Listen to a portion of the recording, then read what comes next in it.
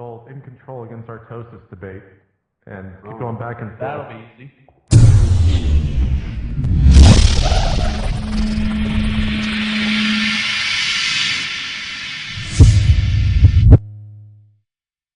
All field stabilized. Return of the heat. We gotta move.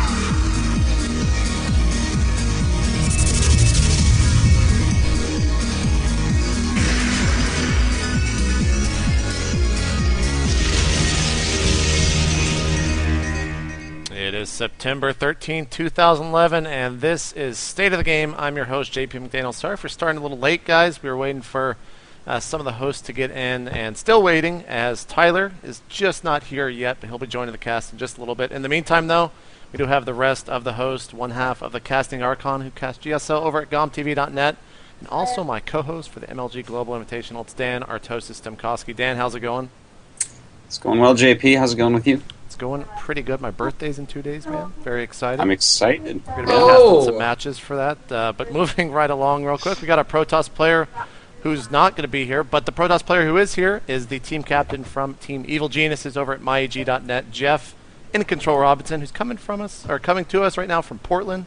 He's actually on vacation, but he wanted to step in and be on the show, guys, because that's how much he cares about the state of the game. So everyone welcome Jeff. How's it going? Good, good, man. I've got this is the remnants of my orange juice that I'm drinking because fighting a bit of a bug. I actually think I contracted it the night I saw Contagion, which, like, is that a good movie? It's a great movie. It's a fantastic movie. Matt Damon's in it. He's a very handsome man. I like his genes. I like what he did. I like what his parents did with him. But I'm doing good. Glad to be here. I love talking StarCraft. Taking a little bit of vacation, clear the mind, get ready to go into the grind before MLG Orlando, which is really important. So I'm kind of excited to touch back into StarCraft here. Yeah, it's going to be starting pretty soon, actually, sooner than I thought. Now that I think about it, and of course, the man who teaches you to be a better gamer, back from his vacation over at Day9.tv, Sean Day9 Plot. Sean, how was vacation?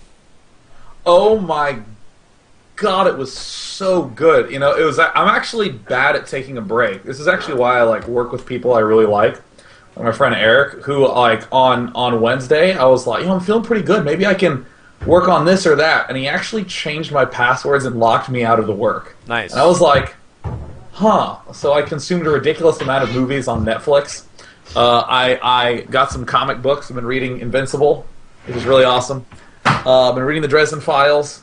I went to Minnesota to a beer festival with some of my college buddies. And been busy, man. I know, that's why. What is this having a life outside of StarCraft, man? What are you doing? And I'm gonna try swimming. I'm really excited because, as you know, I like. Oh, dude. Okay, funniest shit ever.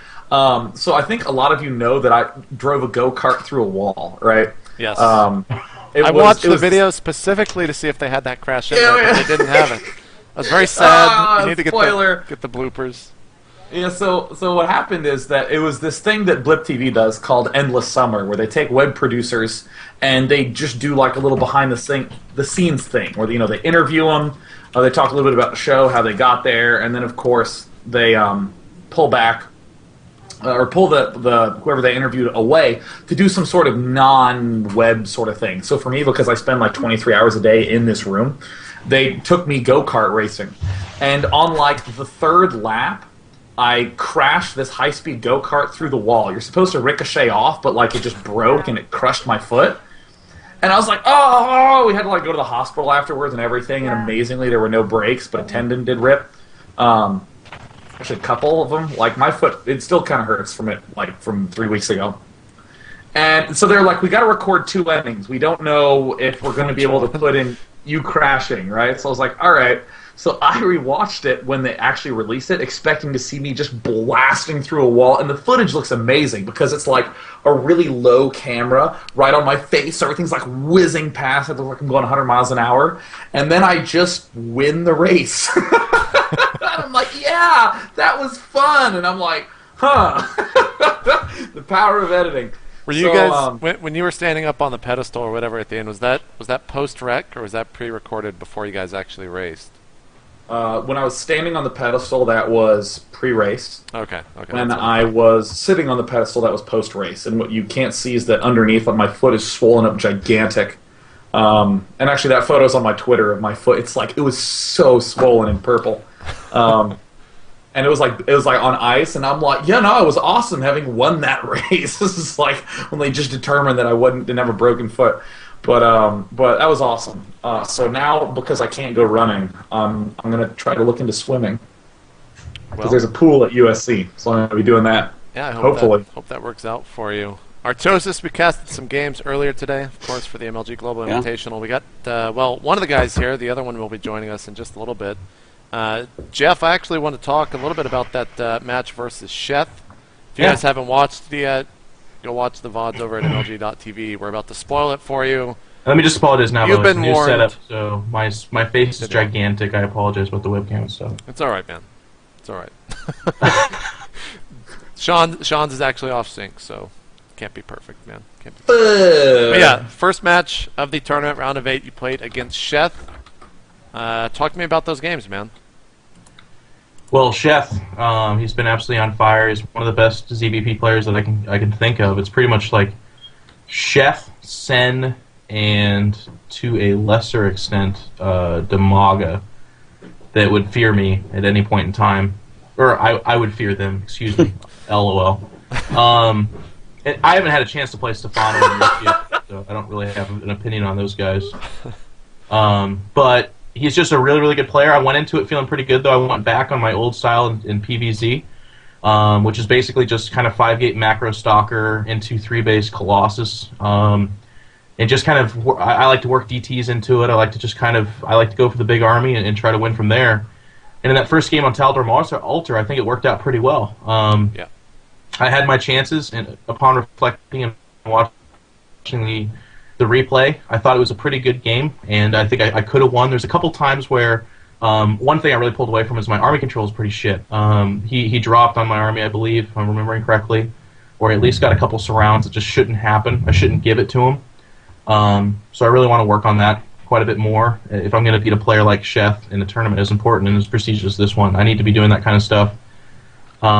So I was excited about it because it was definitely a step up from the way I've been playing in previous events, but it was still not enough to beat a player like Sheth. And then in Game 2, I was pretty sad. That's a pretty sad game if you're a Protoss player, because I think my strategy was executed. I couldn't have asked for a better opening from him. He was greedy as crap. That's kind of Sheth's style. I got right in there. I was cutting him apart, and I was already thinking about game number 3, and then I made the mistake of killing his hatchery. The mistake of killing his hatchery. Now, of course, I can't blame it just on that. The other thing, too, is I was being too conservative with my force fields, because the way I was thinking is that I needed to continue to absorb his attack. But little did I know that all I needed was a broodling sandwich, and I was going to be sitting on my SO2.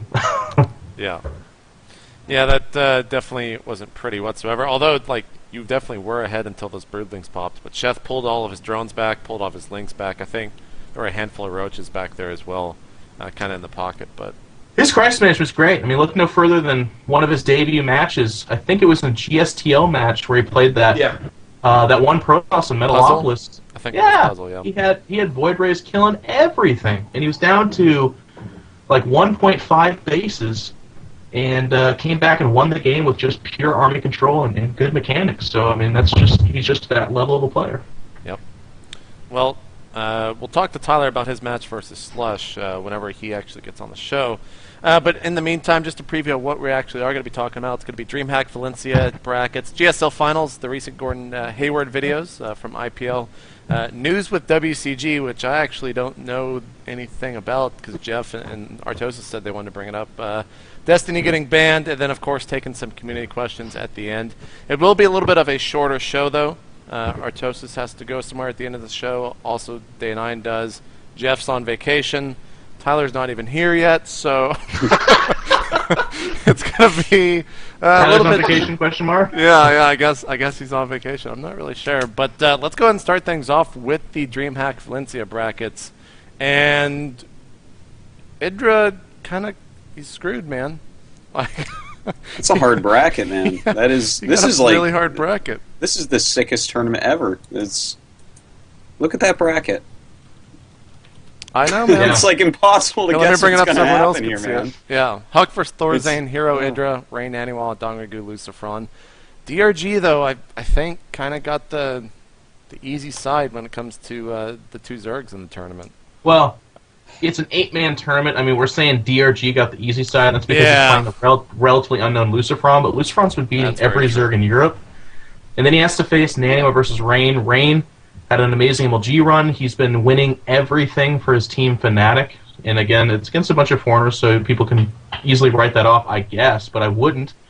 He's been beating really good players. And then there's Naniwa who's been training Korea. So if it's an 8-man tournament like this, an 8-man invitational where only one guy takes home the cheese, it's really hard to look at either side of the bracket and go, that one's the easier one. It's also single limb, right? Is that I don't true? think there's a loser bracket. I Yeah, don't yeah. think so. So that's pretty rough tournament. Greg said they treat you really good. Like you have a computer the whole tournament to practice on, so you could be as warmed up as you. I mean, there's no limitation to how warmed up you are. Yeah. They treat you like a king. They take you out for dinner each night. They put you in a really nice place. They carry your computer up to the stage. So it's like, I guess it's like the red carpet treatment, and then you get to play against these other prestigious players for a pretty decent prize pool. So nobody should be complaining. Yeah.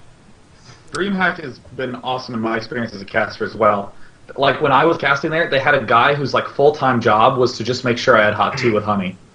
Because I was having really big voice problems. And I felt like a princess. I was like, you actually have to treat me that nice, but give me some fucking tea, Johan, right? It was awesome. So, yeah, that's what I have to say about that. Tea's very important for casters. Artosis, what do you think of the bracket? I look at it and I can't predict Rain Nanoa. That can absolutely go either way. I want to say it's a slightly Nanoa favored. Then we have, Hero Idra. I have no idea, man. He's practicing a lot right now, Idra is, but Hero is like getting sick good as well. It's like impossible to predict. Huck Thorzane, that's hard as well. I'm actually giving that one a slight edge to Thorzane. And then Dongrigu Lucifron, I'm actually really excited about, because if Lucifron's play from the beta is anything to go by, Lucifron will have some really weird shit ready to try to kill Dongrigu with. So I'm not sure that Dongrigu will be ready for that, seeing as he plays in Korea where, it's a very standard metagame. He knows the 3 or 4 builds that are likely to come. Lucifron might bust out something absolutely insane against him. So I don't even think that match is a lock. This is going to be an insane tournament. I cannot wait to watch this. Well, it's going to be starting, as I'm doing the math, it starts on the 16th at 7 a.m. in the morning Central Time, so it's 8 a.m. Eastern. It's on the TL calendar. Go ahead and go over there instead of listening to me trying to do time calculations, because Go Huck and Idra. yeah, math is hard. But yeah, the other foreigners are also there as well. I was going to say the only 2 foreigners are Huck and Idra. But Naniwa, as well as Lucifron and Thorzane. Artosis, you said you were going to wait a week to see the brackets for the winner. Yeah. This is, I don't even want to predict this one, man. It's got in my streak. This is like an impossible feat. I think I don't like to predict Dongrigu as the winner, but I almost feel like that's going to happen. Really? It's really, really hard for me, but if Dongrigu gets past Lucifron, I feel like he's going to be... I think that's like the crazy wild card player that might catch him off guard. But I look at everyone else and I'm like, I don't know. You think he could take the Spoon Terran? Well, I think it might actually be the Spoon Terran versus him in the final, man. Spoon Terran being Thorzane, by the way. But yeah. God, it's such a good event. I'm just like so absolutely stoked to watch it. I really don't want to predict, but I would have to just like...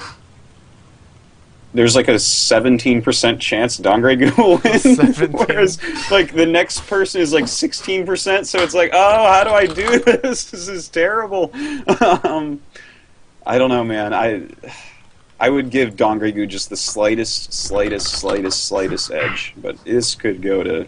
I could see this actually going to like 3 people. So the summary of what Dan just said is Dongrigu.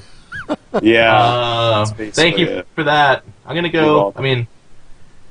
like Dan, it's a hard term to predict, but there's a couple huge question marks. Like, I think Huck Thorzane's a pivotal match. I think either of those players are actually capable of beating both the Koreans respectively. Thorzane's mech ghost style is insanely frustrating to play against. In fact, it's a lot of Zergs would tell you it's on the verge of being broken. And then he's the kind of Terran who could take out a Protoss of the caliber of either Hero or Huck.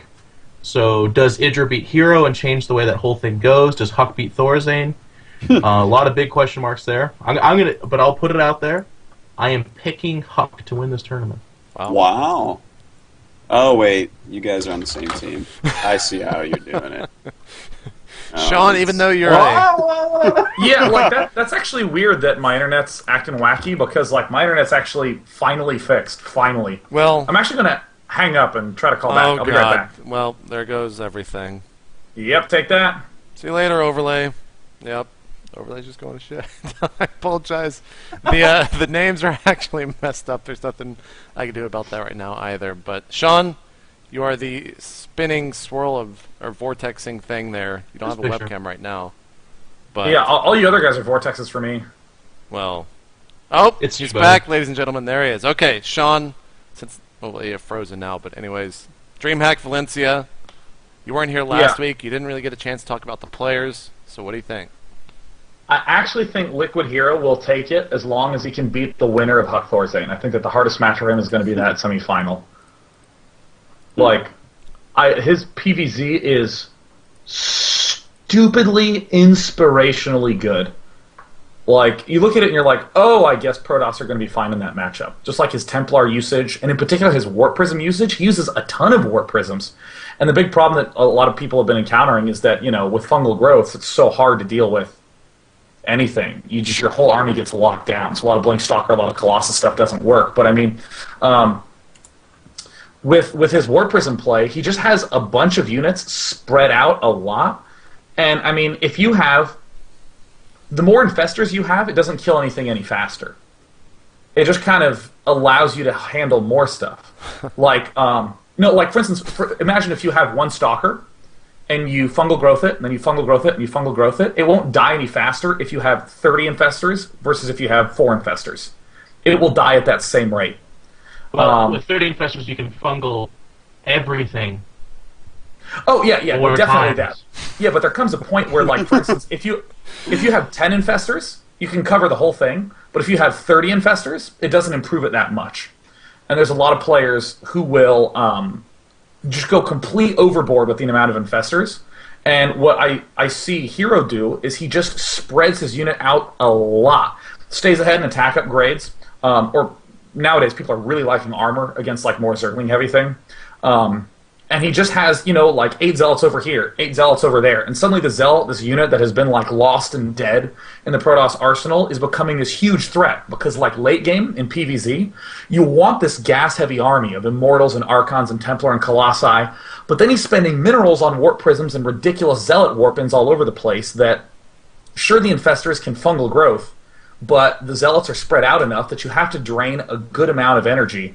And the more Infestors you have, it doesn't help you deal with the Warp Prism that much more. And I'm bringing up the Infestors so much because that's like a really popular unit, like the go-to unit for Zergies lately, that has made Protoss like really, really have a lot of pain. But I mean, the way that Hero uses the Templar and uses those Warp Prism drops really makes me really excited to play that matchup. So I think that Hero will be able to beat Idra. And I think that Dongregoo will make it through the lower bracket, so I feel like it's going to be a Hero Dongregoo final. And I just expect that since Hero lost the extended series to Dongregoo after narrowly losing in Game 7, I think that could be pretty good revenge for him. So I'm honestly putting my money on Liquid Hero. Well, Tyler, how's it going? You're a little late. Can't see you just yet. I hope you're actually able to hear us. Get my lamp. Yeah. Just give me a lamp. Talking about DreamHack Valencia, talking about the bracket. Okay. Last week we obviously gave our thoughts on the players, but have you seen the bracket yet? And if so, Give me that link, JP. Oh my God, these guys! These guys! All right, go look at the bracket, Tyler. See if you're I got it. And also, can everyone see me? Okay. Yes, you are working now. That's weird. Tyler is 26.2 minutes late. Conspiracy? You're funny. Got that bracket, Tyler? Yeah, I got it. You want me to just talk? Yeah, man, just talk. Let's You just actually talk. have that power just to talk. Okay. Huck versus Thorzane. Wow, what a matchup! Because hey, just doing my job, and I got like the crowd is laughing, man. It's It wasn't a Fishburne. joke. It's an audiobook. No, for real though. Like, what are we gonna expect out of Thorzane? Like, he was good, and now he should be great, right? And Huck, he should be a lot more rested than that. Like, last month of like straight tournaments and no sleep and all that kind of stuff. So I expect to see really strong Huck again. So it should be good, man. Hero versus Idra.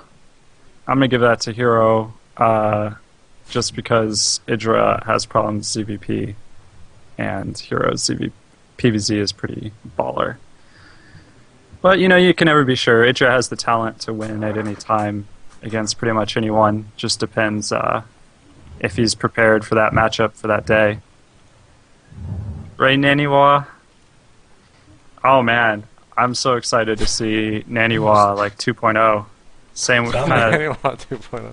same with like Thorzane. It's like, you know, Naniwa's powering up over in Korea, so he already had such a nice PVT, really solid, and I think I'd like to see him play now. And then do I have to talk about the last match? Like, Well, I mean, not really. I think we understand what you're trying to convey there by saying that. So, but we'll see. I mean, you know, anyone can, you know, make their coming out star performance for StarCraft 2 at any time. So yeah. you can always hope for that and look for the good things in Lucifron's play. I mean, if they're not fully developed yet, because he's not a fully developed StarCraft 2 player yet, you can still spy some things out and see what potential he has, so that'll be fun to look at. But Dongray Gu might just be like, actually, you're not going to see anything in this guy, because I'm going to roll him so fucking hard. Yeah. You know, like Yeah. I kind of gonna feel look like Dongray Gu is going to do a total smashing in that matchup.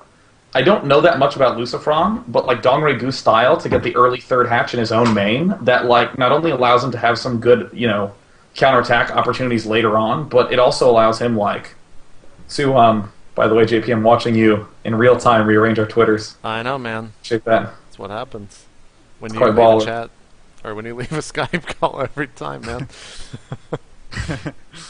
So I do it.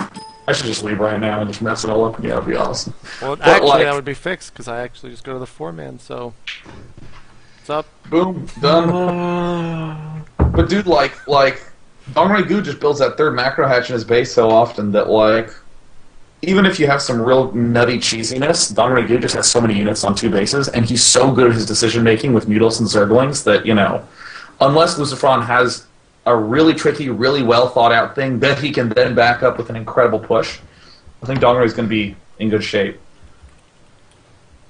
Sorry, we're sorting out all the webcam issues and random audio issues that are happening, but I think we actually covered Valencia pretty well. Go check that out. Starting the 16th at 7 a.m. Central. Do the rest of the math for wherever you're at. But let's talk about the GSL finals. Top versus MVP. Game 1 looked like it was going to be actually an incredible final, and then MVP just was like, no, I'm actually just going to win.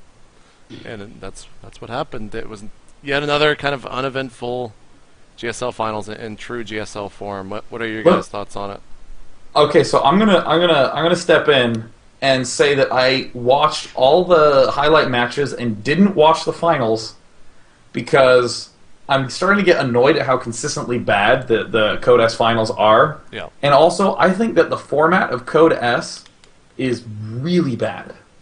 Like, I think that there are a few tournament formats that are as bad as GSL because it's almost impossible to actually get new players in there. Like, I mean, right now, there's groups of 4, and one person gets knocked to the up and down matches. It's not one player gets knocked out, it's like one player gets knocked to the up and down, so there's this weird lopsidedness in a lot of the games that ends up happening. And you end up with these weird things, you know, like 20 Terrans. I'm fine with a tournament that skews to one race or another, but now to say something like there's 20 Terrans, and there's going to be, at most, 8 of those Terrans dropping out, it's like, it almost locks GSL Code S into this, like, death trap, where it's like, okay, you're only going to have the same players, there's no new blood coming in. I want more. It's 20 out of 32, right? Yeah. I envy the day, GSL September 2012 or something.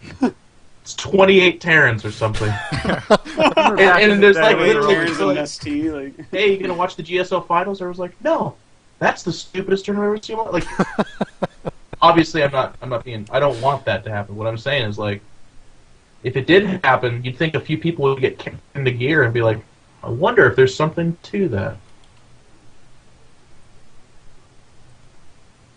Well, it is kind of a bad format because there's so little turnover, which kind of needs to happen quicker, of course. But at the same time, in Korea, there's not really like salaries for players yet. There's like very few, very small salaries. And if you're in Code S, basically that will keep you going. That can be your job. And I think that's kind of what they're aiming for, is like a lot of stability for top players. Because even if you lose, as long as you're around a 32, I think you make like 1.4 million won, which is like $1.3 thousand. So, JP, you're so funny. Where did you get that picture? Just Google his name, man. I don't know. Someone drew a picture. But, yeah. That's pretty much what his face looks like the whole time. I'm sorry. It was either that or Drewby's picture. Drewby actually came up as the #1 result, which I didn't quite get. So. Oh! You searched for what? Noni or Tyler? Tyler Washaleski. It was just like, do you mean Drewby? I was like, no, man, I mean Tyler Washaleski. That's interesting. It's never figured out that name before, so it's like Drewby, maybe? Dan, or Tyler's never had more motivation to start training like really hard right now. He's doing it for Google now. For those listening to the audio cast, tune in to the vidcast to see what we're talking about. The #1 image result for me is a picture of Mondragon. Damn. About him You're playing against Googling me. self. Well, yeah, for the GSL finals, but I didn't watch it or get to inform. I mean, it was the same day that I was leaving for Oregon, so I didn't catch it. But I did watch the matches before that. We don't look that up, or we're going to talk about that after. Let's actually get everyone else's thoughts before we move on to the All-Star matches, because we might actually spend some time on that. Hold on. How does Google work? Because I just typed in Tyler and then space WA, and it auto-completed Washaleski for me. Google knows your life, man. Google knows, man. That's how it works. What is going on right now? I'm actually freaked out. I swear to God, I don't Google your name. Like, No, it lie, gathers man. information and subtle. That and You were talking about how unnoticed- handsome he was unseen earlier, ways. Artosis. We're on to you. We figured it out. Damn, Dan, there are some nice photos of you in Google. me? Actually, Dan, I don't know if you knew this, but earlier today when we were broadcasting in the MLG Global, there's a segment where it goes full screen of you, and then it has your name at the bottom, and the motion graphic literally flies up into your nose as if you were sniffing it. And if someone makes a GIF of that and sends it to me on Twitter, it would be the most hilarious. It would actually make my my God. day and make #1 I on finally Reddit. have a picture of the other Dan Simkowski. What? There's 2 of them? Yeah, there's another of me in like Oregon or something, Where? and he Yes, came sir. up in Google Images. I finally have a picture of him. Where was he at, Dan? Where was he in? He lives in like Oregon. Is that next to Pentagon? It's Oregon, man. Not You know. Oregon? Is it? BRB. I googled Artosis and got Brother Mac. Oh boy. That's interesting. All right. Done Oh wait, Googling there's people's also. names. I don't know if that's him. Artosis? There's a lot of them that say it. I Oh my just God. this is Dan? going to be the segment that people are going to talk about for reasons why a lot of you need to be killed. I'm not going to. I can't say anything. Tyler, did you watch the GSL finals? No, I decided you were not smart to. about it? Yeah. You're probably better off. I Artosis. almost never watch live, and then I make a decision whether or not I'll watch the VODs. I just didn't catch these ones. Artosis, You obviously Yeah. casted them. You want to give your Yeah. true thoughts on them because you're not having to Yeah. hype them. The game one was awesome. That was like I felt that was the most developed TVT that we've really seen. It was really, really cool. It was so fun. I loved that match. And then everything else was pretty garb. Yep. I think that pretty much sums it up. So let's talk about those all-star matches. Jeff, you can start this off, and I can agree with you already. They were terrible. I mean, they were just horrendous, terrible, bad. And I guess I just didn't get it. It sunk in halfway through because it looks like they were all just having fun. Like after every match, they'd do the awkward on-stage high five. Some people would dance. Some people were like grabbing each other, and then they would jump off stage, and then they'd play this other best of one. There's off racing going on. There's still a cash prize, but then it wasn't just off racing. They were talking the whole time. There was a cash prize for that? Yeah, as far as I understand. I Dan, thought can you so. confirm this? I don't know if there was a cash prize, actually. I don't really pay attention to Korean All-Star games because they always do stupid shit like that, where it's Okay. like these terrible, like, off-racing and people screwing around. Like, that boxer yellow match, the most painful thing I ever fucking saw in my entire life, man. I had to commentate that. I had to be there at, like, 10 p.m. and commentate that. Can you, like, put yourself in my shoes for a moment? I don't watch Korean All-Star matches. I won't do it. Well, apparently it was. I mean, the chat's talking about how they always do this. So I did watch a little bit of Fruit Dealer vs. Jinro because both those guys actually needed a stage win, so I knew that would be an actual game. yeah, and that series was hilarious. Jinro actually had him killed for like 13 and a half minutes at the end of that game, but then just kept dropping segments of his army all over the place. And Fruit Dealer was fighting off with like 1.5 bases against 6. Or something like that, and it was the safest win I've ever seen. So I don't blame Jinro. Perhaps he really if Fruit Dealer hadn't left the game, by the way, because he just left the game. He didn't get killed. He just eventually just left. I think Jinro would have taken the bases on the side of the Zerg player. I don't know. Like everyone's like, "Oh, it was so fun. You're an idiot. You should have had fun watching it." No, I think you guys are idiots because you have too much time on your hands. Like. If anyone watched that knowing what it was going to be, then what the hell, man? Like, I would so much rather they go, hey, we got $5,000. We're going to have Code S champion MC versus former Code S champion Nesty play a show match for $5,000 or some shit. Like, that'd be amazing. I would love to see that. You know, like, I saw the roster, thought it was going to be cool. No, it was terrible. Horrible games. What about that Huck beating Nesty? Do you think was that actually a real game, Jeff? No. I mean, Nesty afterwards says that he was like, what the hell? Huck took that too serious. Yeah. And it's like, okay, Nesty triple expanded to the gold. If Huck doesn't take it serious, he's going to get lulled off the stage by 200 Zerg at the 11-minute mark. But Nesty doesn't scout 7 gateways or a Dark Shrine. He literally didn't scout the front of the Protoss base or the entire Protoss base. And then all of a sudden there's a pylon right next to his natural and he gets killed. So I was telling Artosis, whoever paid Nesty to play that way against Huck, my career could use that shot in the arm, man. Let's get me on stage. Let's have that let's get that same scenario hooked up. I'll make Blink Stalkers. I swear to God I will. And I'll make a Dark Shrine. You know I'm good for it. Sean, did you watch any of those games? Any of the All-Star matches? Yeah, I watched a lot of the All-Star matches, and you have to, like, become a different person to enjoy them. Because, like, the most common answer that I feel like I give when someone says, who's your favorite player? I'm like, whoever's winning. Like, I like watching people win in this game. To me, StarCraft 2 is a big puzzle, and I like seeing cool solutions to this cool puzzle. And Select, I want him to win too. But like, it's always hard to watch an all-star match because it begins and it's like Hatch at one base, Hatch at second base, pool. But Terran out expanded by building 4 command centers before his first barracks. So it's kind of, I don't know what's going to happen.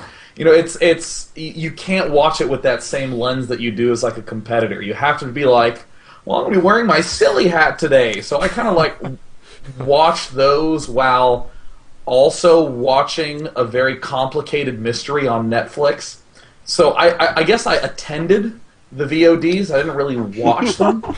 But it was from a competitor standpoint, it was painful. And I also think that, I don't know, it's just kind of weird. Why couldn't you do what Jeff said? You do a show match between two very popular but also very good players. Boxer Yellow, I think, doesn't count, even though those games were just... I was just watching, like, fucking disbelief as there's, like, a trail of bunkers. I'm like, and the video is halfway done. How is this possible? Like... But that's still, it's like Boxer Yellow. That's like one of the most legendary rivalries of like all time. But I just still do not get at all what the heck went on with that All-Star match selection, especially ranking Prime. Well, it was voted playing on. Protoss. Is that? I mean, it was people like there was a poll for that. I think I don't know if it was actually who was going to play who, but it was who got into the actual All-Star matches was done by user selection. Well, it's actually way different out here too. By the way, if you look at some of these StarCraft 1 shows that we had, where it's like they actually just want to see Jadon come on and play 2 versus 2 with like a pop star, and I like don't understand that, and I don't understand how there's any fans to see something like that. Maybe it's just because I only like competitive 1 versus 1s, but like I don't know. Actually, I should probably rephrase what I say. I think that, like, the All-Star matches, they're, like, a valuable thing to occur because it is kind of fun from that realist perspective to, like, see what it's like to just mess around and have fun with some pros. I think it's actually good. It's a positive thing that they did that. But for me, I actually have a really hard time turning off that competitor's mindset when I'm watching players of that caliber duke it out.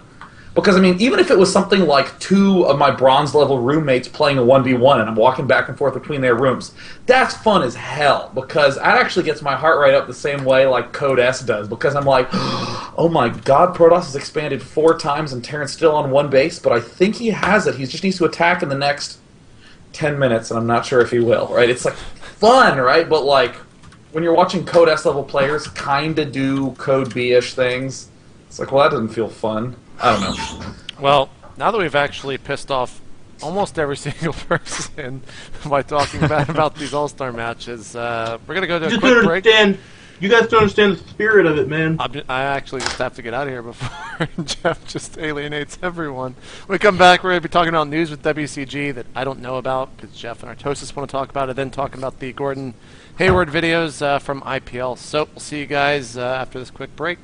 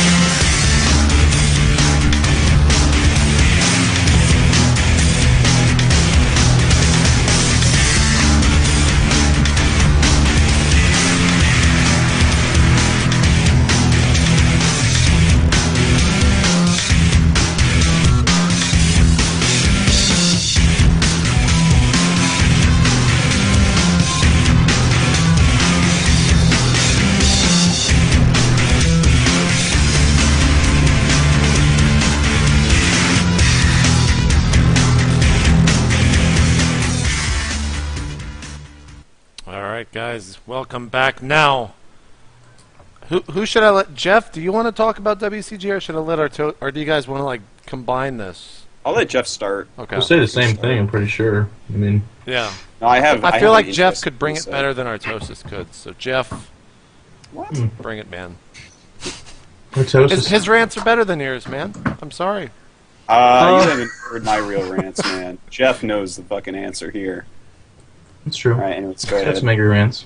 I mean, I'll just say this. I think Dan actually brought up a good point earlier when talking about WCG between pretty much everybody, and I hate to exclude you, JP, but you, the 4 of us have probably been in and around. Hold on. Let me make this. Okay, Jeff, continue on. You didn't have to do that. That's like being in a conversation with like 4 pro gamers and one of them's mother, being like, we've all been at WCG. I mean, except for you, Mrs. Washleski. You might not be able to be part of this. That was awesome. That was a really funny comparison. Anyways,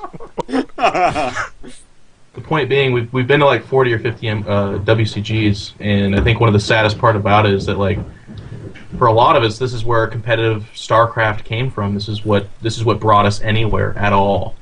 This is what made us serious about this game, and it's been on the decline for the last few years. But this last year is the final straw, and there's actually some people that are kind of screwing over a lot of people. They ran prelims for an entire WCG season, and then when it comes down to the finals, they actually announced that there's not going to be an offline final.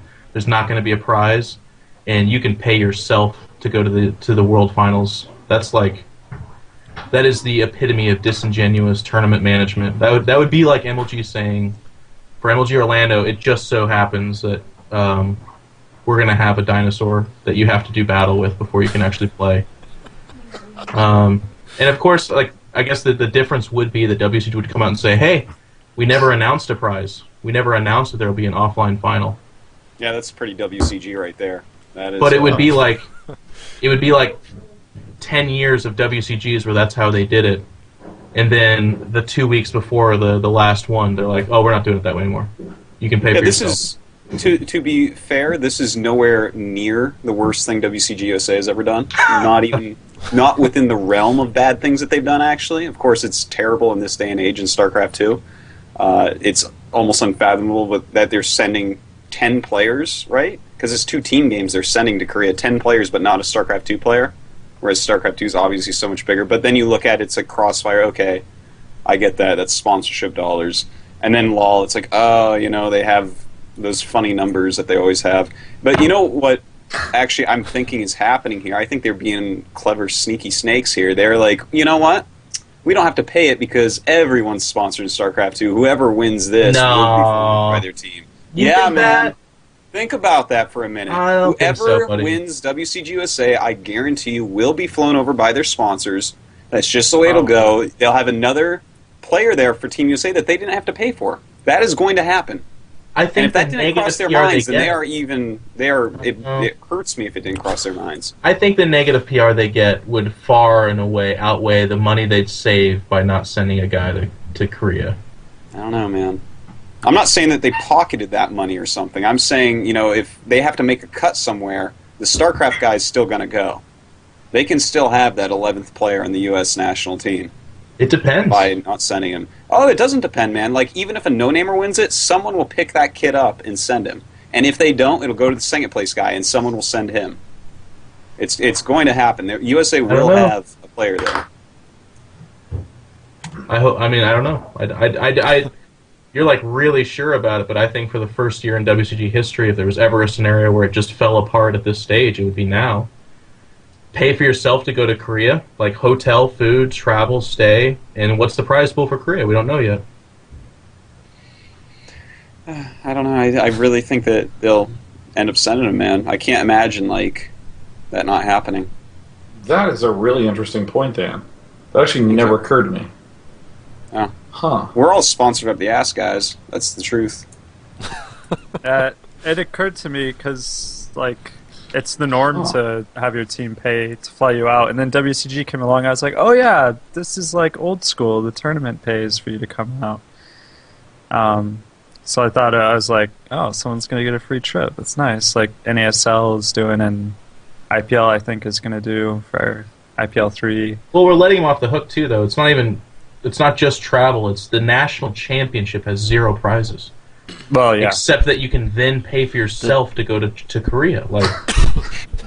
Did they announce sounds like a lot of tournaments we used to have in StarCraft 1. I don't know. Did they announce a reason for any of this, Jeff? Or is it What's just that? Did they announce a reason announced. for any of this? No, a reason for it, the change. Or yes, actually, that's a fantastic. JP. That's awesome that you said that because that reminded me. I know. They actually came out and said we had trouble. Their actual terminology is sponsorship, location of sponsorship issues. we have tournaments being managed and ran by random people every single day. We have Reddit at the whim of a thread raising tens of thousands of dollars for X event or X player. Yeah. Like, there's never been more money flowing into a game than now. So my big accusation is I think that's extremely... I mean, what do you guys think? Do you think that's actually, like... Do you think they tried? I'm sure they obviously tried, but maybe it becomes a question like how hard. Yeah. No, if you try really hard, man, you can get that sponsored. WCG has like this great history behind it, despite how terribly it's always been ran. Well, it's also... I can't imagine someone dying, sponsoring it. Correct me if I'm wrong, but Samsung owns WCG, right? Kind of. No, I mean, they used to be It's- at least be the main sponsor. Okay, I don't but know. it's not an no, actual... they kind of do own it. Actually, it's the like CEO's son made WCG. It's kind of like something they've kept around. It's Maybe that well dried up, man. Maybe he's like, I don't want to pay for this anymore.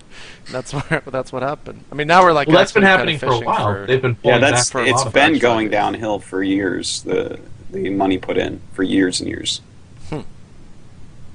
Sean or... Mr. Scoot said they do own it. Okay. Sean or Tyler, you guys have any thoughts?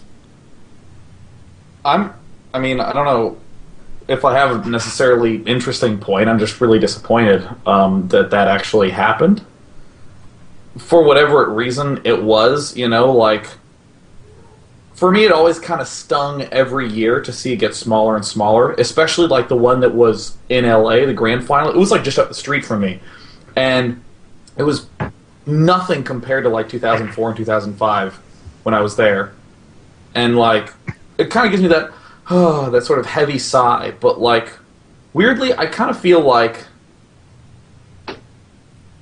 other than the nostalgia factor, it just doesn't feel like that big of a deal. And I don't know, I'm actually surprised at myself for feeling that way.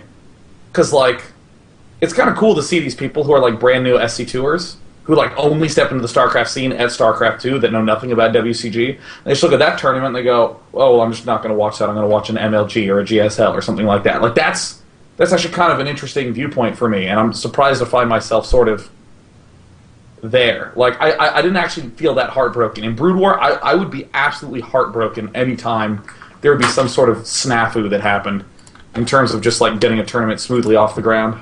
Let me tell you why WCG was important. I don't know, and obviously in retrospect this was of course never the case, but in my dream of dreams, WCG was a competitor to MLG, and let me explain why that's a good thing.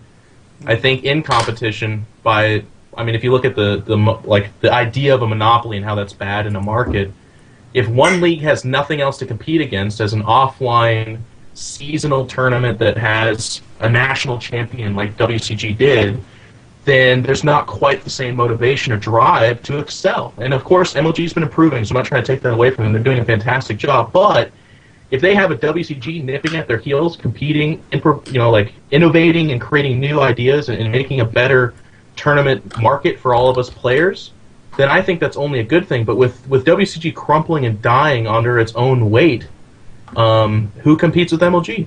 Who's the national champion when they win a game? Like, I hope you understand. We're not going to make MVP national champion in Providence or something like that. He's not going to be like, we don't have that anymore. We're going to try, Jeff. No, I know what you're saying though. That is kind of a good point. It's not a true national champ.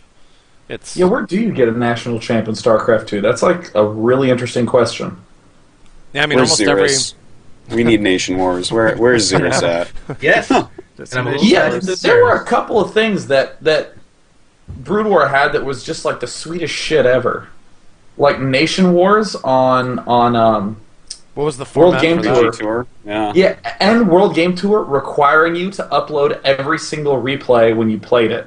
So you had complete access to everyone's replays. That was kind of cool. And because it wasn't like an official ladder or anything, it was this neat voluntary thing. It's like, well, you don't have to play in it, but if you do, you just have to do all the replays.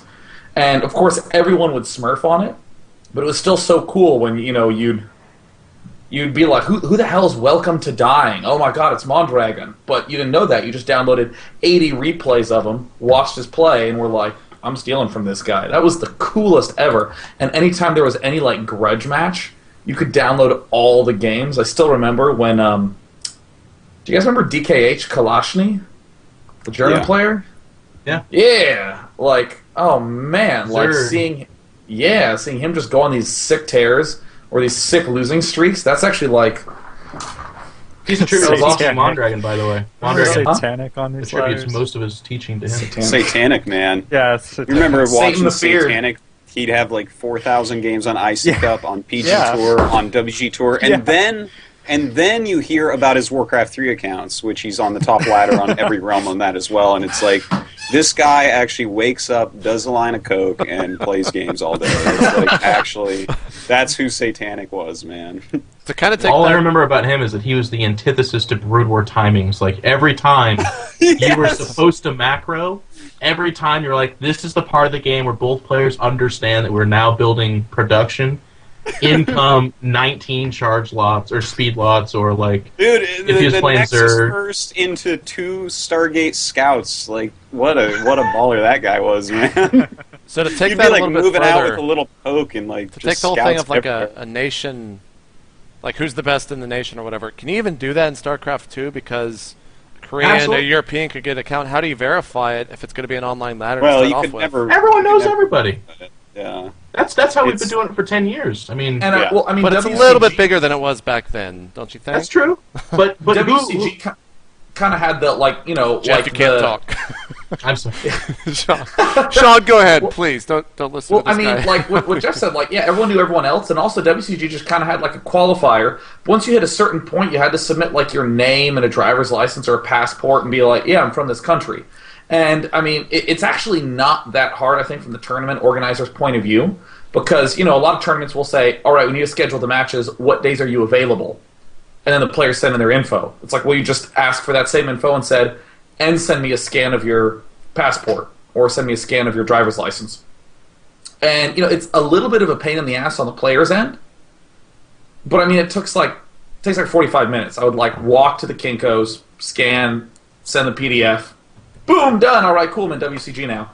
And there were some problems like... actually, in Brood War, Six Jacks Major played in a lot of the WCG USA qualifiers. As a girl. As a girl named Jess Gill. And, it was so funny because I remember being paired against this Terran who was just, so good. And I would play these, ridiculously epic games with him. And I'd win and be like, oh, I don't know who that was, but that was impossible. And then I'd play against Nyokin, and for some reason I would just 9-pool all in and lose. And I was like, what am I doing? And then I'd have to go to the next one, and there I'd be again, Six Jacks Major again. But, they're pretty active about weeding that sort of thing out at the later stages. I don't really have a point anymore. I'm just saying that, I think it's totally possible, like Jeff was saying. Yeah, Jeff, go ahead. And I actually want to take this a little bit further, but I know you wanted to speak a little bit earlier. So, just to reiterate what Sean says, it's just not possible. I mean, to your point, it's a much bigger community. It's much more ambiguous now. So of course, there's going to be some anomalies, but everyone knows everyone, and everyone has replays to analyze of everybody. So if some Korean was smurfing or something like that, they'd get found, just like we've been doing for 10 years. It's been going on. Yeah. There are hacks, there are cheats. This is the stuff we've always had to deal with, so I don't look at it as an anomaly. But as of right now, we don't have a national champion. We don't have a tournament that is prestigious enough to crown that. And that's not a dig at MLG. They just don't. Their system's not set up that way. They're not doing an American-only tournament or a Swedish-only tournament that type of probably thing. worked in their other games, right? Because Halo players weren't really flying in from around the world, but yeah, not until this year, I think, is when we've actually had international Halo. Fuck Halo. I'm just saying, we don't have a national champion, so I'm kind of upset. And I mean, you can't even fault MLG for it either. You have to have a really ultra-specific system to establish this national championship style thing. And I used to, and by used to I mean 20 minutes ago, I used to be like, there's not a lot about WCG that I feel like needs to happen in StarCraft 2 until you brought up that point, Jeff, where you're like, where's the national champion? And now I'm just sitting here like, I want my national champion. That was always the coolest, I think, in the WCGs, when you'd be like, who's the best player in Poland? And there's there's 9 absurd players. And then you'd have, Raven and Draco. And 9 Protosses. Raven, oh, yeah. And who and then that Tarson one? came along and replaced Raven. There's still 9 Protosses. Wait, who is that one Protoss that had Sis in his name? Oh yeah, it was Sis Dune. Dune Sis, whatever. The Polish. Yeah, he was really good, man. He was so good. God. Let's turn this into a StarCraft 1 talk show. Screw this StarCraft. I know. no. You know, it's so funny because I know there's people out there playing the drinking game for State of the Game where they have to take a shot every time there's a Brood War reference, and they're just like on an IV drip. This is actually a great show then. They're having a fun time. I didn't know that. I know, right? It's actually a real thing. To take it a little bit further, though, in this, kind of getting away from the whole WCG thing, but what do you do if you're, say, a Huck, a soon-to-be Idra, a foreigner living in Korea, and they have no way to actually play in those countries for like They've done it. They just play cross-server on shitty ping? That's Greg played. I mean, in They Brewer tried it wasn't an issue. Remember that? Wasn't that fun? Oh god, let's stop talking about WCG, man. Let me tell you a WCG story real quick right now, because if you're not a Machine fan, I got news for you. You're about to be. Okay, so I think I know this WCG. story. Oh god, Oh, the Blue Storm game? no, I Oh. told that one already. This is actually going to blow your mind, Dan, because I think you forgot about it. You have to go to regional prelims. So one of the questions that the JP was asking is how do you narrow it down? How do you weed out the cheaters? Well, as Dana and talked about, eventually you have to kind of show up to these things. So there'd be an online qualification that would get you to a regional. So for the regionals, it would be 8 players. 1 year it'd be 4 players. Other years would be like 16. It'd be open, whatever. They had different formats every year, but for this particular year, I think it was 4 players per offline regional. Machine qualified for the Northeast offline regional. He's from California. He buys his ticket. He gets on a plane. He flies to the Northeast of the United States of America, and only to then find out that actually nobody else was going to show to the offline regional, and he then had to sit at a computer and play Idra in Korea from this Northeast land where he got his butt handed to him, and then he got back on a plane and flew back to California to do what he could have done minus the planes. And Machine did it with a smile on his face, and he did it for esports, man. He did it at the time when I think, EG don't hate me, either we paid for ourselves or EG might have sent us to that, but it was like, this was at a time when salaries didn't really exist. I believe he actually did pay for himself for that. I think he paid for himself. And he didn't say a damn complaint, man. That guy was like, God, I need to work on my Zergburst Terran. I was like, I hate flying. You flew for like 10 hours. It's such a long flight.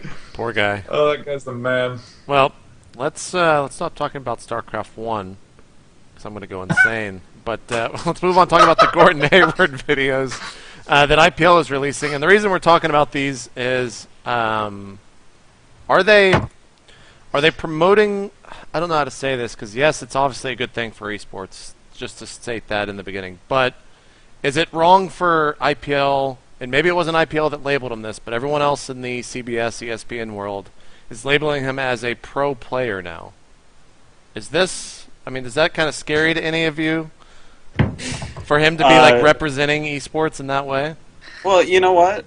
There's a couple cool things about it. Like, first off, if anyone is like, okay, he's a pro player, and then they see how he does against actual pros, then that's going to make us look pretty badass. And, yeah, but how many of those people that read the ESPN articles, the CBS articles, are actually going to watch? Yeah, no, I don't know. I'm just saying. I would say like a joke. greater than 0. Yeah, and that's greater than one thing 0. that really excites me, That's because, true. like, for me, I think it should be viewed as only positive, because, Yeah. like, although it might feel annoying, it's not like the esports movement relies on Gordon Hayward. It's not like he is the linchpin to our strategy for publicity. It's great that he's doing it, and whether someone says like he's a pro player, and some viewer tunes in and says, "But I'm learning about this Code S stuff. Does that mean Gordon's not that?" Find out, yeah, it's not. It doesn't actually strike me as that big of a deal. It feels like it will explain itself very, very rapidly. I think that like the opposite would be bad, is if Gordon Hayward was going, to press and being like, I am the premier StarCraft 2 player in the world, which he wouldn't do. So I mean, I don't know. It seems great to me to like go to CBS because I actually didn't know that much about him. I knew that there was a basketball player who was playing StarCraft 2 a lot, and then you go to CBS and it's just like there, and I'm like, I play that game. I play that game, and that was cool to me. And it's working too because like my younger brother doesn't watch StarCraft 2, doesn't really know anything about it. But he's a big basketball fan, and he actually just sent me an email out of the blue the other day linking to one of these big sites that he reads. He's like, "Oh my God, it's on Yahoo, Gordon Hayward is today, playing StarCraft 2." And I was like, "Oh yeah." And there it is, the Status Artosis story of the month for me. What? His younger brother emails the premier commentator for all of StarCraft 2 that an obscure basketball forward has joined an IGN Pro League as a gold player. What's wrong with that? What's wrong with that, dude? That's not nearly as sad as the conversation I had with my grandma. She gave me a check for my birthday, and I just haven't cashed it because I've not been in the country. And when she asked, "Well, why haven't you cashed it?" She's having trouble balancing her checkbook that she doesn't actually need to balance because she doesn't work and she's 96. And I said, "Oh, I was doing internet television," and she says, "What's the internet?" And I'm like, "Oh, this is going to be hard." Well, I host a TV show. So she's like, "Oh, so you're like Johnny Carson?" And I was like, "Let me Wikipedia him and I'll answer you." I want to hear Tyler's opinion on this. First, okay. I have to mention, you guys will probably remember this when I say it, because I'm from San Antonio, and the San Antonio Spurs, they're 2-star players, David Robinson and Tim Duncan back in the day. Yeah. They did an interview, and they said they played StarCraft together. Yeah, Duncan's actually, he plays like D&D and shit. He's actually like a huge nerd. So I'm sure he played StarCraft and WoW and all the fucking games. Yeah. So there's a little bit of a precedent. It's pretty cool to know. I'm sure there's more of these. Also, pro I mean, Gilbert just Arenas owned a Halo team 2 years ago or something, and sent them to MLG. They were the best team at MLG. So it's been there before, but never like never a actual player doing something in the league. Being promoted to the league. So. I mean, as far as him being called a pro player, that's such a non-issue for me. It's the media can, and the promotional people can figure out what they think is best for promoting and putting as good of a spin on this as possible. And if that's what they think they need to be saying in order to smooth this all out, then that's fine. It'd be kind of weird for him to play in an event and be terrible. Which he's doing, but you have to, say that he's actually competing. If you're he's joining and he can't actually compete, it's like a publicity stunt. Well, that's kind of dumb. What is he actually playing in? The IPL final in Atlantic City. He's actually there's playing. huge qualifiers for it. They just they have an open LAN event. Oh, okay, okay. Yeah, that's what IPL's promoting. He went to that's cool, man. Yeah. That's what I was asking. I mean, there's nothing wrong with that. Yeah, I mean, I think it's overwhelmingly an awesome thing. As Sean pointed out, it's only going to draw +1 more than 0, right? I mean, it's going to be a lot more than that. At least Dan's younger brother. The only part that I look at, and if I have to be kind of play the negative Nancy and find cause for negativity in that is not anything IGN, not Gordon Hayward. It's just that the ESPN writers that found this article and propagated it, and some of the other people. Well, it was the article you're referring to was that CBS News one, yeah. There was also one the ESPN one. I thought that one was better though. It was more positive, but they still refer to him as pro gamer, which is what we're talking about. Oh, okay. The problem I have with that is that they're not doing more research than I would be required to do on an English paper in high school. You would find out that he's not a professional StarCraft 2 player. You would not just copy-paste something off the IGN website and add a few words that don't make sense to a lot of people. So it just kind of delegitimizes this thing we all base our life on, and it shows that the people that we're trying to attract, the ESPN writers, the CBS, all these major media outlets, still aren't treating it that serious. Yes, they're blogging about it. Yes, they're putting it on their website.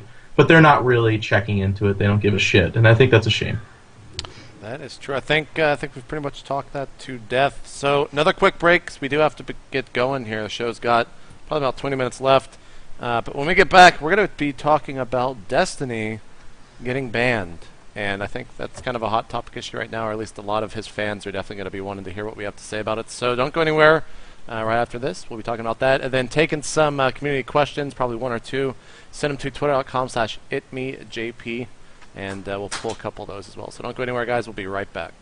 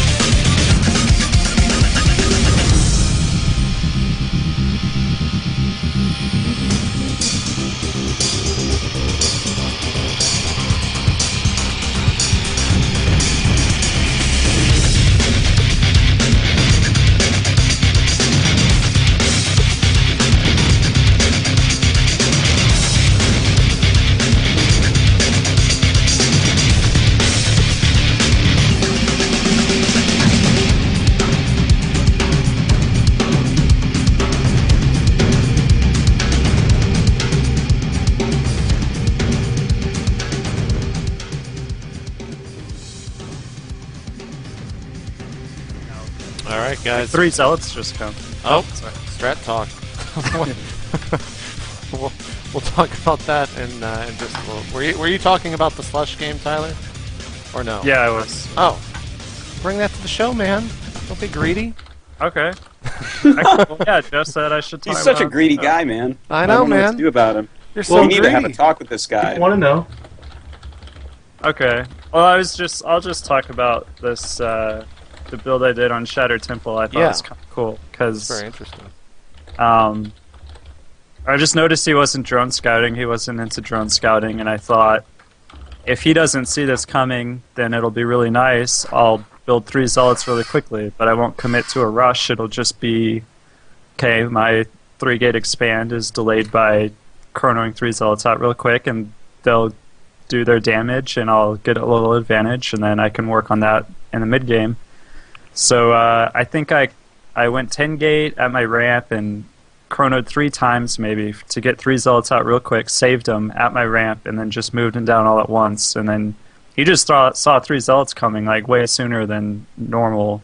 Like, Yeah. I mean, it's not even normal to see 3 zealots, so it's... Artosis yeah, actually it's reacted a pretty sick amount of crazy damage. when he saw I was excited, man. That was awesome. I loved that. And how you get the hatchery just so low health, Yeah. and then you go snipe it with like 3 force fields. Like, oh, I need 3 force fields to snipe this fucking hatch. It's in the red. It was I nice love how that I build, man. followed It's up, totally I think, cool. too. Yeah. 'Cause, Yeah, no, there's, that's the like, thing that I really loved. super safe way to follow it up and just play really solid. Nice. So I was happy with that game. Yeah, that's Game 3, MLG Global Invitational versus Slush. Round of winners round 1, if you want to see the game that Tyler's talking about. But guys, Destiny got banned. Jeff, you wanted to talk about this, but I think we'll probably have a lot of points on it around the table. So I guess kind of go ahead and present the idea and give your thoughts on it to start off with. It's just kind of an interesting hot button issue right now. Destiny has been getting stream sniped from Deezer and CombatX and various other people that kind of are starting to grow in numbers, actually, which is something that in and of itself needs to be discussed and hopefully can be mentioned here. There's a guy at GTL Baby or something like that.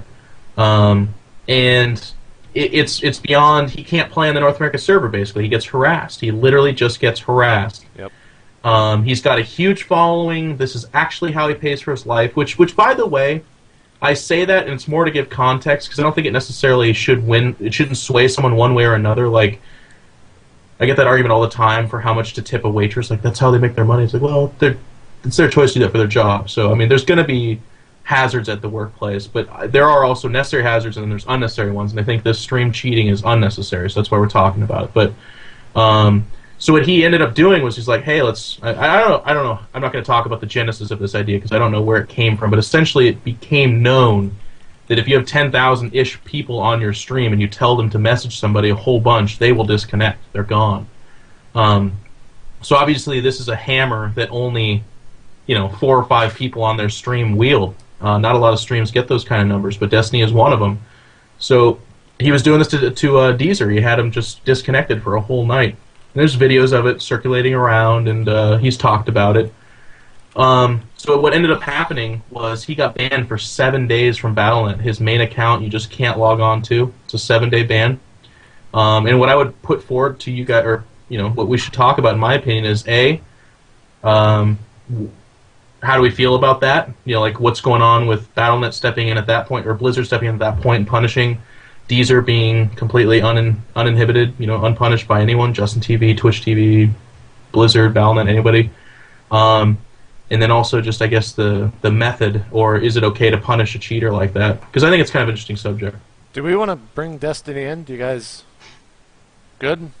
Sure. All right. I'm totally fine with it. And for the record, for any of you who didn't know, he and Chef are doing a 24-hour stream-a-thon for charity. That's good. So you should They're definitely doing check really it out. well from what I've read in the chat. They've already raised 20K or something. They've in raised a donations. lot. Yeah, Sick. I was gonna promote it. They were at 16K for Destiny alone, I think. Jesus, about that's an hour awesome, ago man. Or something like that. But And Destiny's like, coming soon, a 24-hour stream just for myself.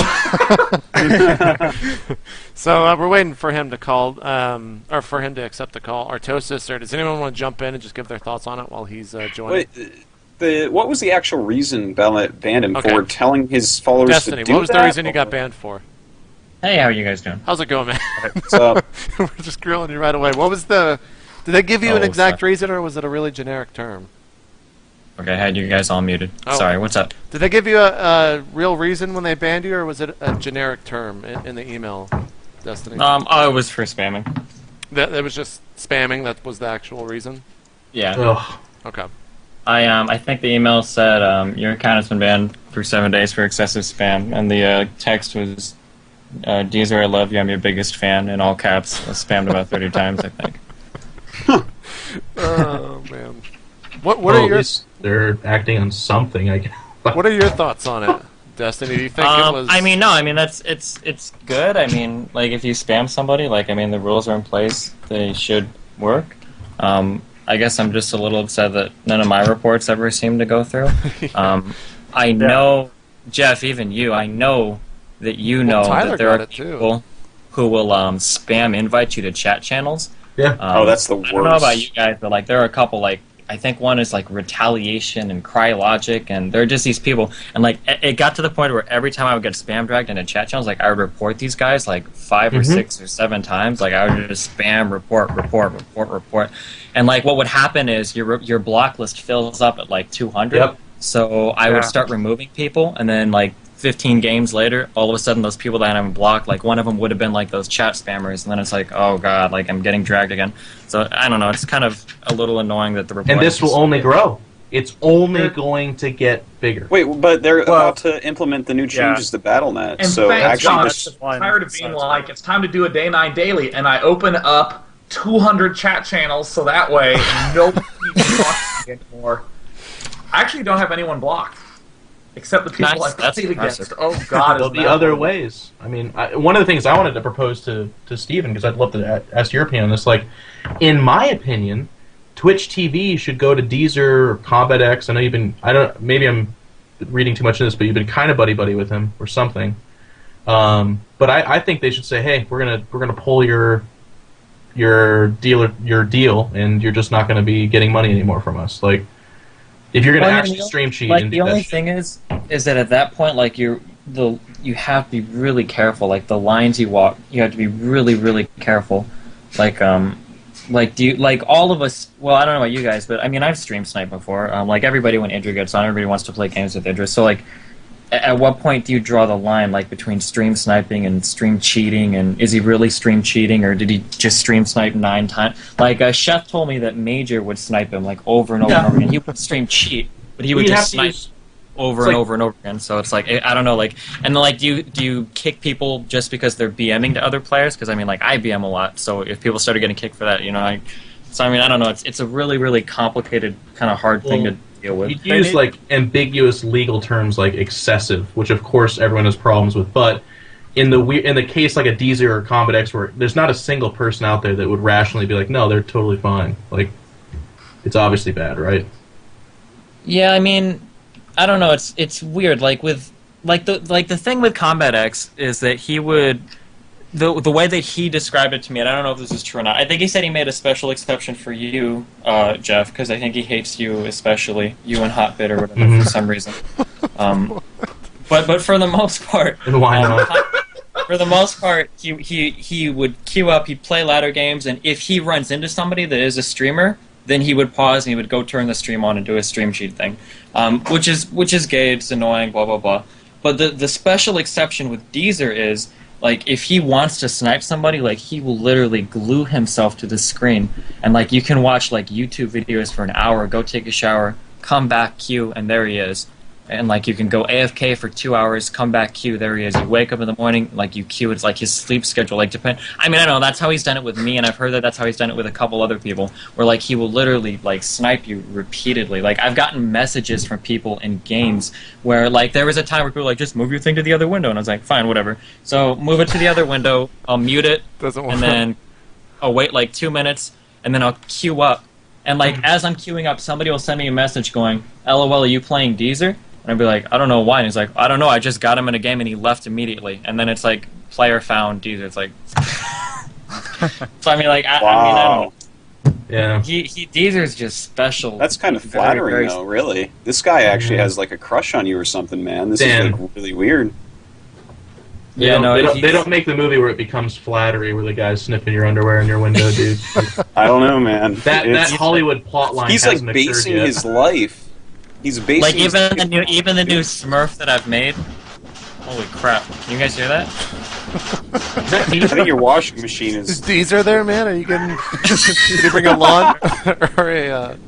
I can't even think what it is. Just continue on. No, even the new Smurf I made, like, the guy's literally getting on like diamond accounts now to like queue up and snipe me. Like, I'll be playing a game, like I was trying to do my placements and rank up, and like, not to knock gold or diamond league players, but I'm six pulling like the first 20 games just so I can get back up to masters, and I six pull one guy, and then I run into like double 2-gate with chrono zealots with a pylon block, and then cancel the pylon, and I'm like, dude, you're in diamond, and then the guy's like, rats stay rats, gonna snipe you, and I'm like come on, like, come on, seriously, Jesus Christ. Yeah. So like, I mean, I only want to get that out there. Like, I'm not happy to like what I'm doing, like, or the whole dropping thing. Like, it's no better than a drop hack. Like I'll be really upfront with that. It's no better than a drop hack. So I mean, getting banned for 6 or 7 days or whatever, like, is totally understandable. I just wish that Blizzard would at least do something to Deezer. I mean, I don't know. Yeah. Real quick, Artosis, do you have to jet? Yes, I have to get out of here. Thank you for having me. It's been fun. Nice to finally meet you. Pulling a day 9. Yeah, sorry. I have somewhere I have to be. I'll see you guys later. And check out thehandsоmenerd.com. Bye-bye. See you later. And let me remove him from the call. And now we can go back to having cameras, except Destiny doesn't have a camera, so I don't know what you guys are bitching about in the chat, because he didn't even have a camera turned on. But yeah, Sean or Tyler, you guys you have any thoughts on this? Blizzard needs to be consistent in some way. That's the thing that really bothers me, is like, okay, you banned Destiny, there's been way more despicable behavior before Destiny did this, and he was provoked, so in a way it's like self-defense. So if we're really going to judge the whole case, like, I'm not even comfortable with Destiny being punished, at least that severely. But consistency, this is what has to happen. Like, if I take a screenshot, submit a replay with chat, or submit a video capture from my stream of the shit that these people do, if I can send that to someone at Blizzard and they will ban these people for 7 days once and then ban them permanently the second time, like, that would be awesome. Then, okay, if Destiny does that in that environment and he gets banned too, okay, that's fine. He wouldn't do that in that environment. He would just report the fuckers and they'd be gone. So it's kind of weird to see this at this stage, especially when they're making more features for Battle.net, for the privacy features. It's like, okay, we're about to fix this with BattleNet features that should have been in from day one. Let's ban one person just to like make us seem like we're involved. And then Destiny's the absolute worst person to ban, so it seems very weird and mishandled by Blizzard. Yeah, I think that actually sums it up perfectly. Sean, is there anything you want to add? Boom, Tyler. Yeah, I mean, just consistent. Like, I mean, honestly, the fact that Destiny got banned in a vacuum makes sense. Like, no one should spam. That's fine. But I mean, like, the fact that, like, the fact that, like, you know, you have to do something like open 200 chat channels, it just feels a little tedious. Remember on Broodwar when you had to open 200 chat? Or oh no, wait. They had really nice technology back in the 1990s. Like, yeah. If only technology like steadily increased and got better, and we never like forgot stuff. Dude, in the Warhammer Like, universe, technology's better in the past. They like lost the ability to make it. So, tell me the Space Marines ain't the Blizzard's same as copying Warhammer. Jeff, even by the way, did you in real life? That actually reminds me. Did you play Space Marine yet, Jeff? I did. Obviously, I have to support Games Workshop. Is it good? It's awesome. If you like just killing everything with everything, it's well, I like killing awesome. everything. I might have to pick that up. It's a lot of fun.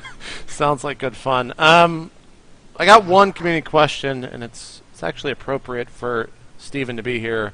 People are asking us about our thoughts on the Infestor neural parasite nerf. Jeff, you shake your head. I guess we'll pull the tie. Oh no, it's just a great person to ask. I just recently read a Twitter or something. He says he's going to switch to Protoss if it goes through. Yeah. Destiny? Thoughts? You got Switch? I don't know what to say. And if I read that on the internet, by the way, that's true, Steven. You know that. Yeah, it's that actually means pinned it's real.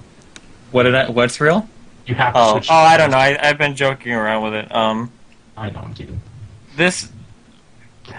I don't know.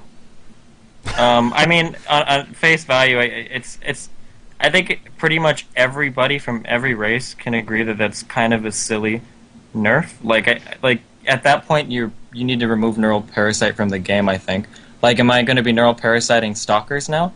I think Katz was joking that the immortal range buff was actually a subtle buff to neural parasite. So now when I neural parasite your immortals, I have enough range to reach your Colossus, which is the only reason I'm neural parasiting in the first place. I mean, neural parasite is designed for massive units. I don't understand what else I would...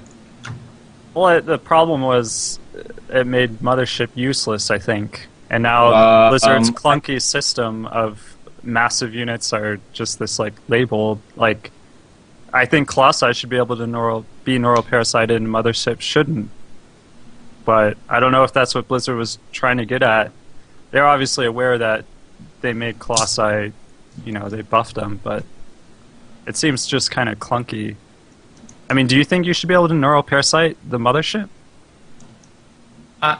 I do, but against players that are really good with using Motherships, it never happens.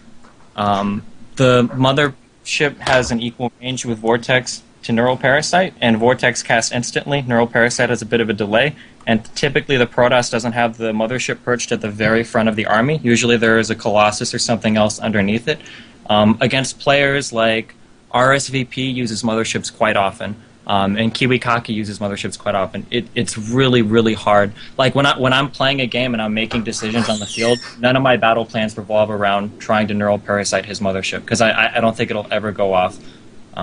In my experience, playing against players who have used Motherships a lot. I mean, if you send your Mothership out in front of your army completely defenseless, it'll probably get neuraled, but I think in most real-world scenarios, it seems really, really, really hard to get that off. Jeff or Sean, thoughts? We got to wrap it up, so... I mean, I think everyone kind of universally agrees this is too severe. I mean, I would like something like maybe an energy increase on the Neural Parasite spell, or... I don't know. I mean, I'm spitballing here. I haven't sat here and thought long and hard about it, but one thing I guess I can rest assured on is that straight up not allowing it to Neural Parasite massive units is extremely problematic. I think even more problematic than the Colossus is actually the Thor, because Mass Thor against Zerg is damn near unbeatable. You need to have either a huge flock of Broodlords, or you have to have Infestor Roach. There's almost no ifs, ands, or buts about it. So I think that makes that a little bit problematic. But also, of course, the Protoss Death Ball with the Mothership and the Colossus. It seems like this is a little bit too severe of a nerf. However, I don't know if Steven would agree with this. I do think they need to do something to the Infestor, and I don't think the damage reduction to the fungal growth is approaching it. So if they were to revert back on the neural parasite and just be like, whoops, sorry, and then they don't do anything else, then this patch doesn't really excite me that much at all, and I think the Ghost needed more work, and I think the Infestor needed more work, unless they remove the neural parasite, in which case, like Idra before MLG Raleigh 2010, I will purse my lips and smile and think that it's just fantastic. Sean, you got any thoughts? Nothing that hasn't really been hit. I've actually been thinking really long and hard about where Neural Parasite would be used otherwise. I mean, the Thor one seems like the biggest thing. Like, how now will you deal with the huge amount of Thors? Yeah, I don't know. I'm trying to think if there's something new that hasn't been said.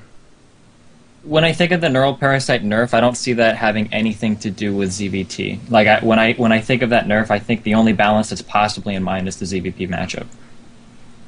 Yeah, the Colossus and the Archon seems like the big thing for me that it's really hitting. But it's at the forefront. But watch for Thor, Steven. I wouldn't be surprised. Yeah. Well, I mean, yeah. Protosses are the ones having the most trouble right now. So when I think of them in terms of balancing things, I'm thinking that they're probably most concerned with that. I'm curious. I have or it's kind of weird. Can I ask Noni and In Control? Just it seems to me like when I think about how ZVP is going right now and how Protosses are having trouble with the matchup, like the way that I view the matchup, it seems like up until maybe like a month and a half, a couple months ago, PvZ has historically always been a really easy matchup. Would you agree with that statement, or would you say that's totally wrong and I'm totally biased? Like, I remember at one point in time, Kiwi, Kaki, and Naniwa wouldn't even practice PvZ because they said it was a waste of time to practice. Because the only way you could lose the matchup is if you made a really bad mistake. When the metagame was so terrible that Zergs went Roach into Hydra into Corruptor. Roach Hydra Corruptor was pretty much bad. That era, yeah. Yeah, that era, that was a long era of ZVP. That was the way to play ZVP forever. And in that time period, as long as the Protoss didn't move out and lose his whole army or do something silly, there was no way for Protoss to lose. I think that in that time period, I think Zergs were really frustrated with the matchup and spent a lot of time learning different timings and different builds. And the result of Zergs being constantly destroyed in that matchup has got us to this point today where it seems like Zergs have so many different builds, PvZ, or ZVP, where Protosses are like I can't defend against everything. Like, I can't just open like this build. Like, there's Infestors to worry about. You've got Baneling drops to worry about. Some people still do Mutiling. They've got these Burrow Roach timings. Like, since Zergs have been kind of backed into this corner and destroyed on this matchup for so long, they've kind of been forced to find all these different builds. And now that Protosses are finally running up against builds that are different from Roach Hydra Corruptor, it seems like they haven't had any time to really do anything different. Like, PvZ has been a really static matchup for a long time, and as of just a month and a half ago, Protosses have been finally challenged to you have to do something different now. Because we have to understand the game was balanced through that too. The one Gateway Forge expand went away because the Zealot timing was reduced. Several damage reductions, Void Rays were nerfed. Protoss has been getting nerfed throughout that era and into this one, whereas Zergs have been getting buffs as well. So yes, there is certainly a metagame cultivation going on there where Protoss had success, so why change it because it's not broke. And the Zergs are working on different things, but there was also balance changes going on throughout that as well. Yeah, there definitely were some tweaks. Sorry, go ahead. Yeah, I mean, I agree with the phenomenon that it happened that you just described, which is why I kind of feel like these changes are now a little bit too hasty. I always like that Blizzard is very slow in kind of making small changes, typically.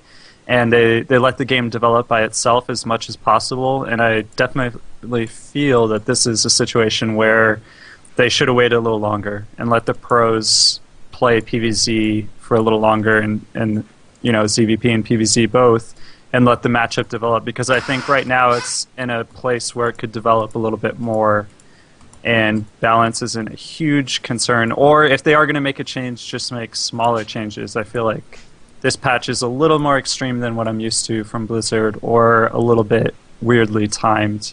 And whether it's the phenomenon you described is a huge part of that or not. I think it's some part of that, but it doesn't really matter if we can describe how we've gotten to this point completely, but I think there's a little bit something wrong here. Well, I think that's actually going to be the end of the show.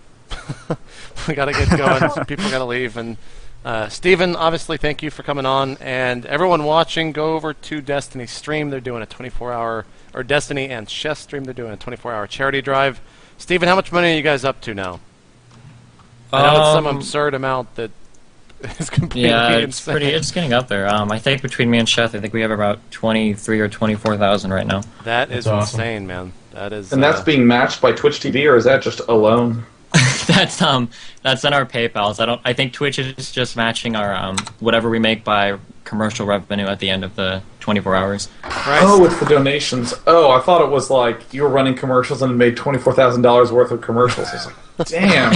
Yeah, that's quite a bit. Yeah, if I made that much money streaming, I would probably be driving a Lamborghini to the MLGs. So I got to put on my MLG hat real quick. Orlando passes went on sale today. If you want to actually attend and compete in StarCraft 2, all the other games as well, you can go buy them over at MajorLeagueGaming.com. And what else? There's one more thing. Oh yeah, the Ultimate Gamer House, Dr. Pepper Episode 3, Part 3 went up today. So if you want to see what we gave the StarCraft 2 kid, go check it out. It's an absurd amount of prizes. You got a desktop, 2 laptops, a ton of crazy shit. Go check that out. Jeff, shout-outs. Well, just first and foremost, thanks for having me. It was nice talking with you, Steven. Love what you're doing with that stream. Freaking $20,000 going to a charity. It's pretty awesome. Glad that people are getting around on that, or getting on board with that, rather. Apologize for being sick and on vacation. A lot of people are asking if I'm in a closet. Kind of. I'm upstairs in like a outside of a bedroom storage area, so it's a little bit ghetto. Big shout out to the fans. I had my birthday on September 11th and had an outpouring of support and love, and there's no way for me to reply to everyone individually, so I'll just say this, like, thank you so much for the support and for being there. Really appreciate it.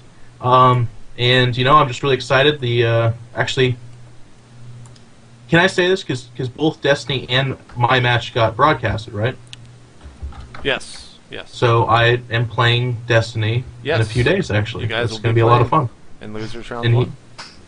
And I'm anxious. He recently smashed my face in a show match, so I need some revenge. We'll see if that. As long as the patch doesn't go. As long as it's not on the PTR. I know. Yeah, I can make that request too. We'll switch out of it. But yeah, just thanks everybody. And just update. I'm in Oregon right now, just taking a couple days breather. It's really important not to completely run yourself into the ground. So we had to move Anna. Want to get a breather here as well. So the Muslim Machine and myself will be returning to Oregon the next couple days. And once we do, I've got like a new positive outlook and breathing clean, fresh air, and I'm going to be playing some StarCraft 2 and hopefully at a higher level than I ever have before. So I'm really excited. Awesome. Thank you. Yeah, thank you for coming on. Sean, shout-outs. I know you got to run really quickly. Come back to me, by the way. Shit. Oh, yeah, you got to do your team shout-outs. I'll come back. Yeah. Shout out to Blue Sky Black Death that now allows me to play their music on the daily. Yeah. And thanks to everyone who was very supportive about me taking a vacation, because I feel very refreshed and it was very needed. And I'm really, really bad at taking time off. So thanks, everybody. And watch Day 9. It's me. Yeah. It's the end. Watch Day 9. Oh, yeah, day9.tv, but I think the website's actually down right now. I'm not sure why. Well, thank you for coming on, Sean. I know you're a busy guy. Tyler, shout-outs. First of all, I'll thank my team sponsors, good old Team Liquid, the Little App Factory, Razer, and Stride. Thank you so much for making me a pro gamer. And I gotta say give a little shout out to WCG. We criticized you a lot, but I thought about it for a second. I don't even know if I'd be here right now if it wasn't for WCG. They were the shining beacon of light that made me have something to play for StarCraft 1, and that's what got me into being a pro gamer in the first place. So their existence has got me here, so thanks for that. And Blizzard, too, pretty critical of them this episode. But I like good old Blizzard, so... Yeah, at the end of the day, I think they're okay. But yeah, I'll have another vlog coming out this week, definitely, for sure. And yeah, I'm getting better at StarCraft 2, guys. I'm playing more. I'm slowly getting better. It's going to take time, but That is the best It's inevitable. news I've heard. Inevitable. I'm actually playing more. Oh so my god. actually playing more today. So Here's the it's follow-up to happening. that. Are you going to be in prime shape by Orlando? Oh no, it can't happen. You going to be that in better quickly, man. shape by Orlando? Better shape, yeah. Look at, Better don't shape. put pressure yeah. on the man. No, I'm going to That's put what you pressure, want. man. Everyone's been waiting on this. I got to ask the hard Okay, questions. I'm going to ask a question that everybody wants to ask in the chat. Noni, when are you going to give us more FP VODs? Because I missed your Brood War VODs. Oh, some like commentary. Yeah. They did Arbiters. VODs. I'll keep that in mind. There's no solid plans for that now, but I gotta keep myself aware of the demand, and I will satisfy that demand at some point. There you go. Jeff, you got to do the Yeah, actual and a few things. sponsor. Yes, I apologize. A few things. So, first and foremost, EG is actually going to have a sweatshirt, which we're really happy and excited about. We've been working on that for like 9 years. Other teams, it takes 2 or 3 days to put together a sweatshirt. EG has been plotting evilly for a decade now, and we're going to have it. And I'm pretty sure that'll be available for everyone else to buy as well. But we're excited about that. It's going to be in time for MLG Orlando, and let me tell you what, I'm so relieved, because Orlando is going to be a chilly tournament. So to have that sweatshirt on, it's going to be so exciting. Yep. We also actually have an event going on Reddit right now where you can actually design a T-shirt that will then make into a T-shirt for EG. So if you're one of those people that has some great ideas, good artwork, that kind of stuff, check that thread out on Reddit, because that is one way to get your artwork on the chests of a lot of people and on some pretty good websites. So we're pretty excited about that. And then just all my sponsors, I wouldn't be here without them. Intel, Monster Energy Drinks, Kingston HyperX, and SteelSeries. InWin, Slappa, going to be making some bags for us so people can buy some keyboard bags again as well. Bigfoot Networks, and everybody else that makes it possible. It's really, really cool that we're doing that. Also, Gunner recently stepped up and is on the plate helping us out.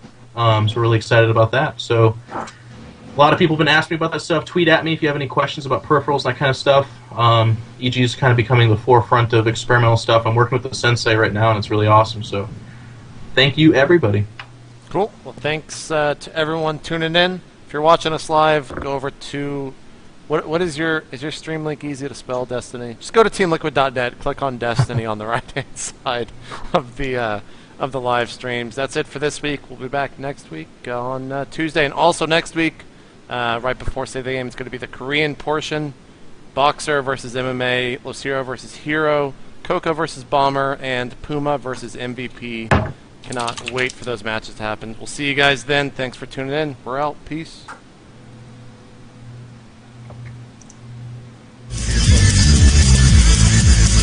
Gotta say is it's an honor to play you Teeler, and let's give the audience